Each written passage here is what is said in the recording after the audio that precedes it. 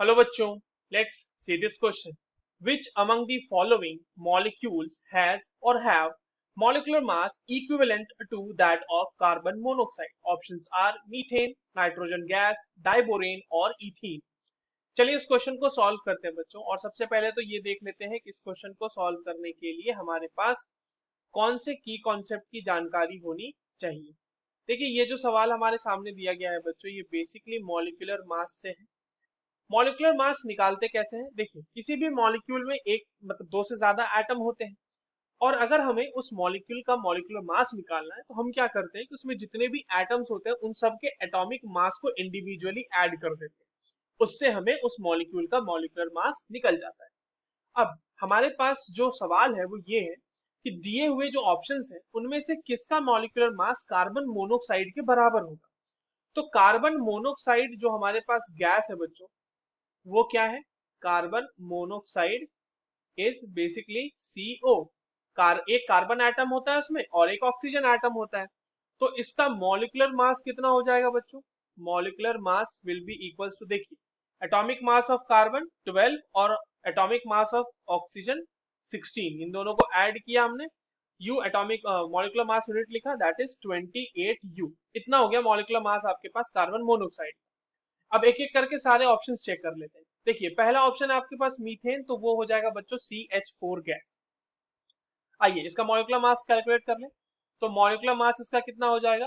Carbon के लिए 12, atomic mass 12 होता है कार्बन का, और हाइड्रोजन का हो जाएगा 1। तो और क्योंकि 4 हाइड्रोजन है इसलिए 4 इसमें मल्टीप्लाई करके कर दिया हमने, तो ये हो जाएगा आपके पास 16U। तो बराबर तो नहीं है, यानी ये आंसर नहीं हो सकता हमारा। ऑप्शन बी क्या कह रहा है? Nitrogen gas. देखिए नाइट्रोजन गैस का मतलब ये N2 मॉलिक्यूल की बात कर रहा है। तो मॉलिक्यूलर मास इसका क्या हो जाएगा बच्चों यहाँ पर?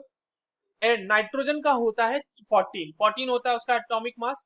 क्योंकि दो नाइट्रोजन है तो उसको 14 से मल्टीप्लाई कर दिया हमने, तो ये हो जाएगा बच्चों 28U। यानी ये तो मिल गया, सेम आ रहा है, तो ये तो हमारा आंसर हो सकता है बी।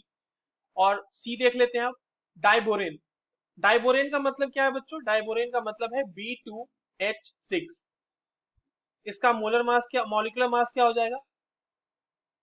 दो बोरोन है, एक बोरोन का जो आपके पास एटॉमिक मास होता है वो होता है 10। तो ये हो जाएगा 10 × 2 प्लस हाइड्रोजन का एक होता है और 6 हाइड्रोजन है, तो 6 से इसको मल्टीप्लाई करके 6 लिख दिया। तो 20 प्लस 6, ये यू में आएगा 20, ये आ जाएगा 26U। मैच नहीं कर रहा, ये भी आंसर नहीं हो सकता। अगला हमारा क्या है? इथीन। इथीन मॉलिक्यूल क्या है बच्चों हमारे पास? Ethene molecule is basically C2H4, this is ethene. ठीक है, अब इसका मॉलिक्यूलर मास क्या हो जाएगा? तो मॉलिक्यूलर मास हो जाएगा, कार्बन दो है तो 2 × 12, और प्लस आपके पास हाइड्रोजन कितने हैं? 4। तो एक के लिए तो एक होता है तो 4 के लिए 4 आ जाएगा। तो ये हो जाएगा 24 प्लस 4 यानी कि 28U। राइट, तो इसका भी हमारे पास देख लीजिए, 12 × 2 24 प्लस 4 28U।